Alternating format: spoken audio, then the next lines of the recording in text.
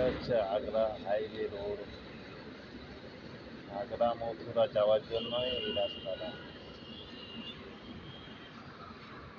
চারদিকে গাড়ি ঘোড়া যাচ্ছে।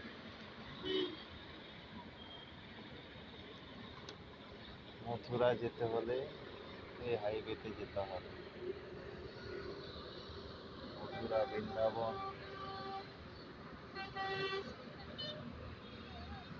মথুরা বৃন্দাবন, আগ্রা যাওয়ার জন্য এই রাস্তাটা।